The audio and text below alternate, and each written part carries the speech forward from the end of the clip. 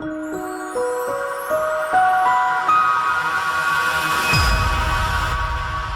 had said before, and we were quite unambiguous, that in the first quarter of 2022, we'd like to take care of Atlantic Canada. As you well know, so far we've been to Halifax, Nova Scotia, we've been to New Brunswick. So in Atlantic Canada, that leaves us with Newfoundland and Labrador and Prince Edward Island. By the time we are able to take care of those two provinces, we would have taken care of Atlantic Canada. Now, the next thing we had said in the scheme of things was that we'll be taking on Regina next. We haven't put a timing on that yet, but that will probably be next in terms of priority. We also said that we'll be looking at parts of Ontario that we may have not been able to have taken care of properly. That involves basically dimensioning what's required and seeing what we need to do. We don't have a firm game plan for that. But those are the places that we have committed to take care of in the short run.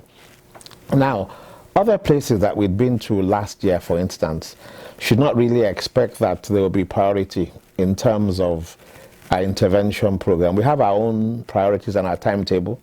Our aim and objective is to be very fair, to cover as much of the country as we possibly can. The other thing is that we said very clearly that the whole idea behind the intervention is to ease the burden of our compatriots, our Nigerian citizens. So therefore, we have requested the NCA chapters not to charge applicants more than 100 Canadian dollars. We have made that very, very clear. Any location that charges more than that will have to figure out how they want to do the intervention. The intervention is done by the Nigeria High Commission.